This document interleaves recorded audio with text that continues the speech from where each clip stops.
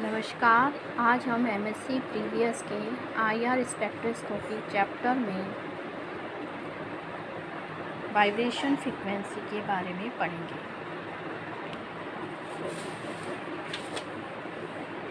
Determination of theoretical value of wave number और frequency of vibrating bond can be calculated by Hooke's law, where vibration frequency is equal to 1 upon 2 pi c under root k upon mu.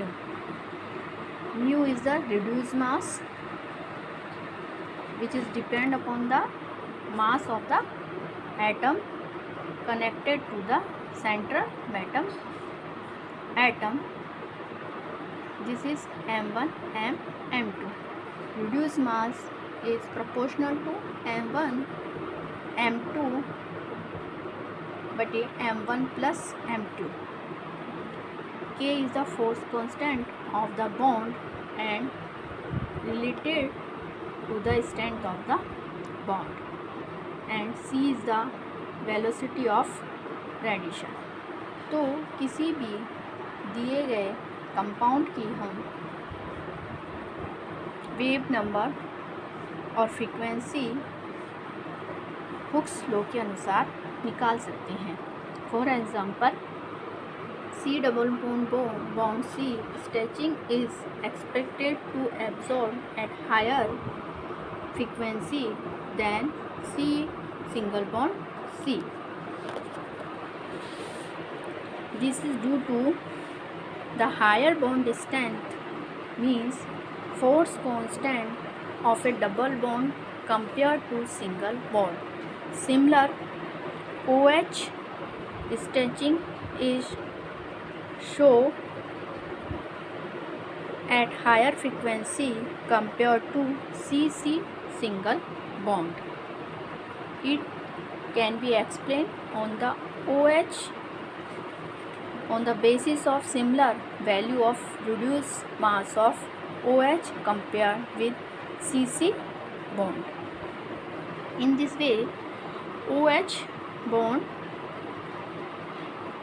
का reduce mass होगा वो 9 होगा और CC bond का जो reduce mass होगा वो 12 होगा। देन रिड्यूस मास ज़्यादा होने पर वाइब्रेशन फ्रीक्वेंसी वो कम होगी, क्योंकि vibration frequency is inversely proportional to reduce mass. जैसे जैसे हम दिए गए कंपाउंड में एटम्स का रिड्यूस मास बढ़ेगा, उनकी वाइब्रेशन फ्रीक्वेंसी कम होगी, और जितना अधिक फोर्स कांस्टेंट होगा उतनी वाइब्रेशन फ्रीक्वेंसी अधिक होगी। इसी तरह C single bond, double bond और ट्रिपल बॉन्ड में सबसे ज़्यादा वाइब्रेशन फ्रीक्वेंसी ट्रिपल बॉन्ड की होगी और सबसे कम वाइब्रेशन फ्रीक्वेंसी सिंगल बॉन्ड की होगी। ये थी हमारी वाइब्रेशन फ्रीक्वेंसी निकालने के लिए हम हुक्स लॉ को काम में लेते हैं। अब है harmonic and anharmonic oscillators models of a vibrator. इसमें हम देखते हैं at according temperature where molecule are in the lowest vibration energy level, the potential energy diagram approximately that of a harmonic oscillator, but at higher temperature the deviation do occur. इसमें HCl एक compound लिया है, इसकी जब temperature कम होता है lower vibration energy में, तो हमें इसका जो ग्राफ होगा एक हार्मोनिक ऑसिलेटर की तरह आ गया, लेकिन जैसे जैसे टेम्परेचर बढ़ाएंगे इसमें हार्मोनिक से ये ए हार्मोनिक ऑसिलेटर की तरफ चलता चला जाता है। यहाँ हम देख रहे हैं V0, V1, V2 and V3 are the vibration energy level, एंड जब कंपाउंड V0 लेवल से V1 लेवल में ट्रांजिशन करता है तो इस समय जो बैंड आता है उसे हम फंडामेंटल बैंड कहते हैं। एंड जब V0 वाइब्रेशन एनर्जी लेवल से V2 में जाता है तो इस समय जो बैंड प्राप्त होगा हमें, उसे हम कहेंगे first overtone. Then V1 vibration energy level से जब कोई compound V2 vibration energy level में जाएगा, इस समय जो हमें बैंड प्राप्त होगा इसे हम हॉट बैंड कहते हैं। The different type of bands प्राप्त हो रहे हैं। Fundamental bonds, the transition for the ground state to first excited state absorb light strongly and give rise to intense band. This is called the fundamental band. And the transition from the ground state to second excited state with the absorption of infrared radiation give rise to weak band called overtone.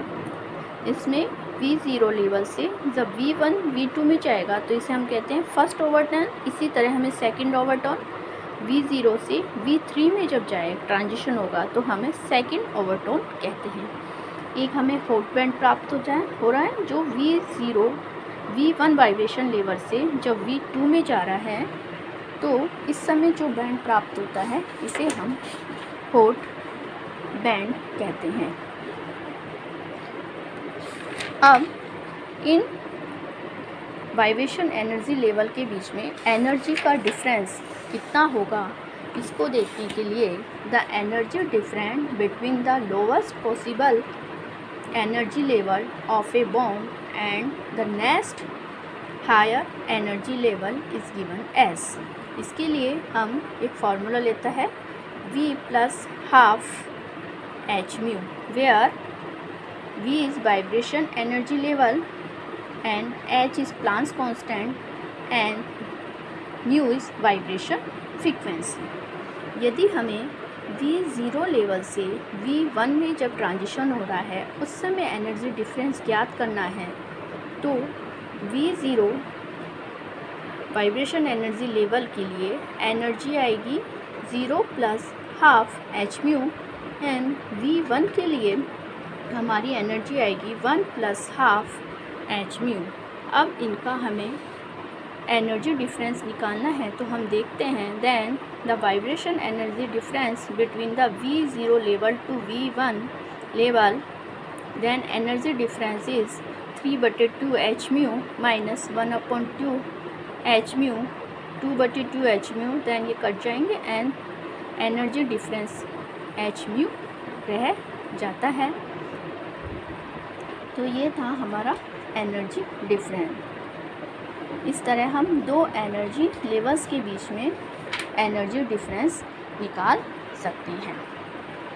आज हमने पढ़ा कि vibration frequency हम किस तरह ज्ञात कर सकते हैं हुक्स लॉ के द्वारा, और यदि हमें वाइब्रेशन एनर्जी लेवल दे दिए जाएं तो हमें कितने प्रकार के बैंड्स प्राप्त होते हैं एंड उसके बीच में हम एनर्जी डिफरेंस किस तरह निकाल सकते हैं।